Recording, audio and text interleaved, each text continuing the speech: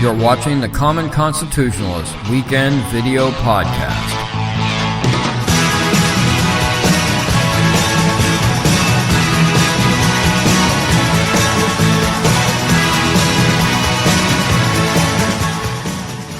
Well, hey there. My name is Brent Smith, and I am the Common Constitutionalist, as I always am. And today I'm just going to be talking off the cuff because I've been thinking about this for a while now. Gun confiscation and how it fits in with the COVID thing and the mask and everything else. That's what I'll be discussing today. I don't even know what I'm going to call this thing. Probably just gun confiscation. There you go. I'll be right back.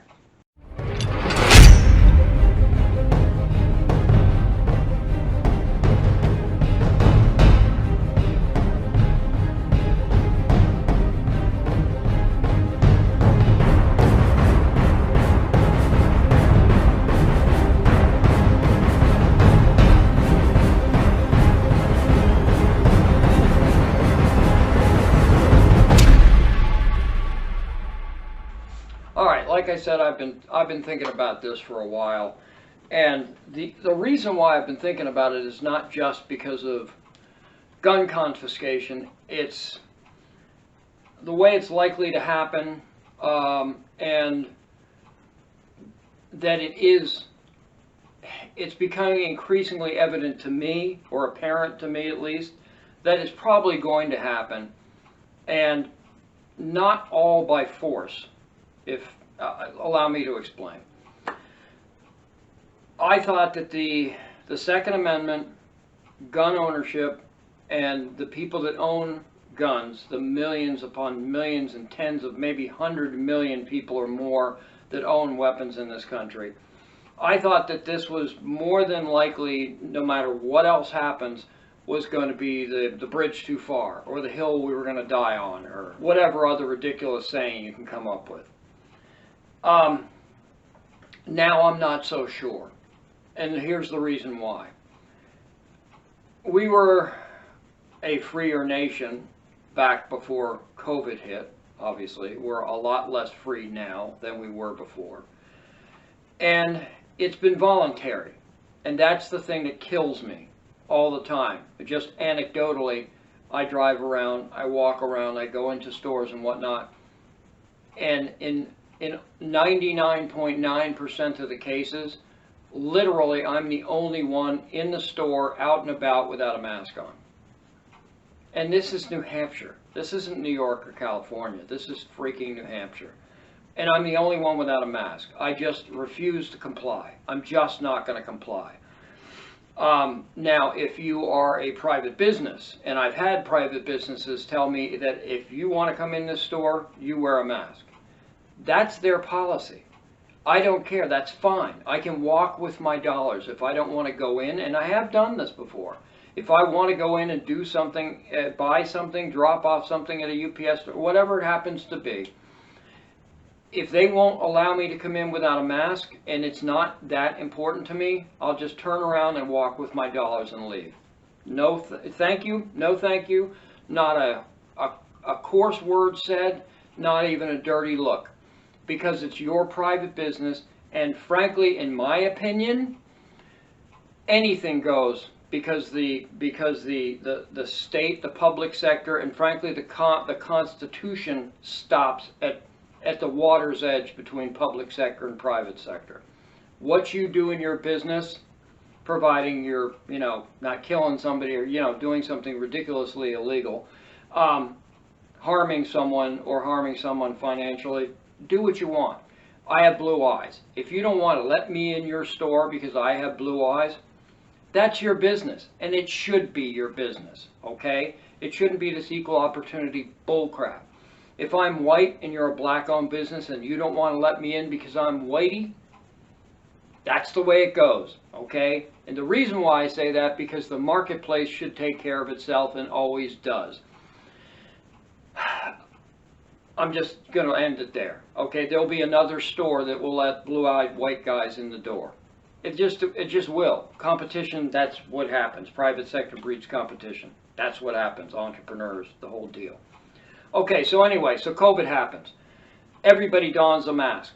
the overlords in the state and the cities and whatever form of government say, you have to wear a mask, you have to social distance, you have to shut your business down, your private business down, you'll lose all your money, you'll lose all your employees, you'll be destitute and you'll have nothing left, but at least we're doing it because of safety. Well, F you with your safety, okay?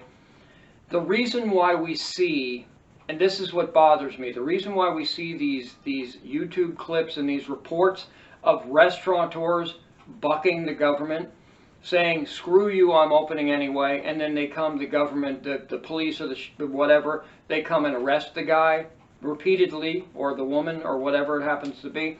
That's because that's the exception and not the rule, and it should be the rule. How dare you, government, for whatever reason, okay, close my business. That's my business to close my business, not yours. We're all adults. We're supposed to be free Americans. That's the way it works. But everybody fell in line, is my point. Virtually everybody in the United States, other than save for a few mavericks like me, donned a mask and said, "Yes, sir." What, you slapped them. "Thank you, sir. Give me another," type of deal.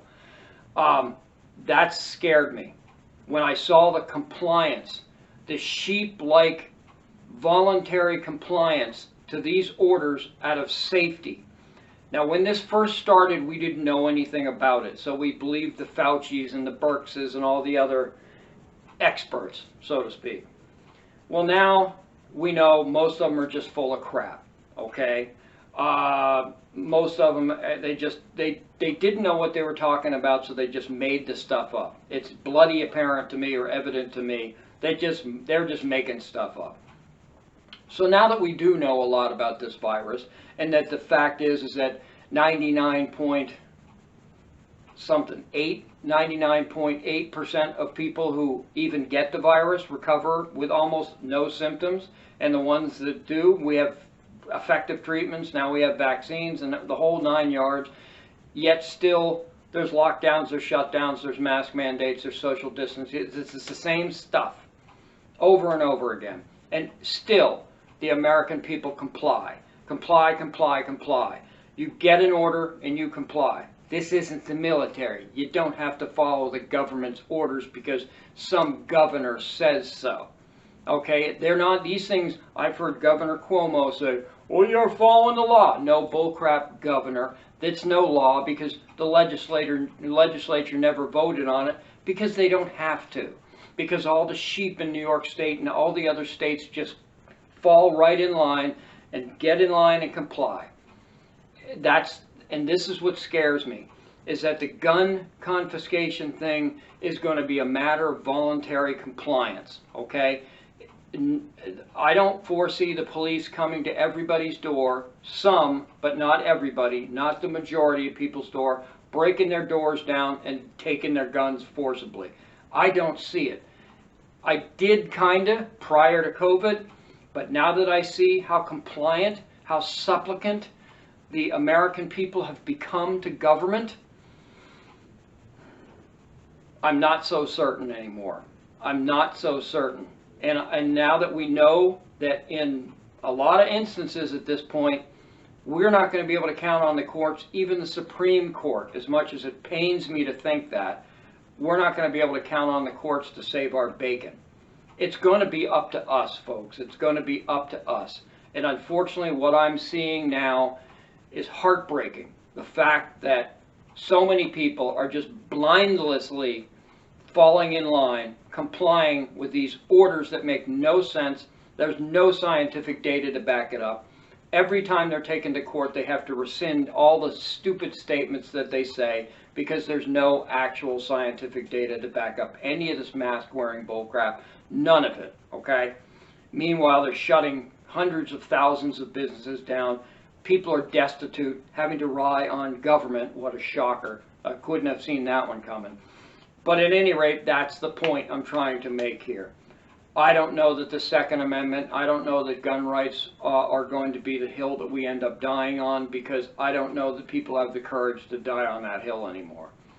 After what I've seen, after what I continue to see with COVID, where I'm, like I said, literally the only person without a mask in Walmart, or the only person without a mask in a grocery store, or the Rite Aid drugstore. I just walk in and no one says a word one to me. Nobody, nothing. I just walk in, I do what I need to do, and I leave.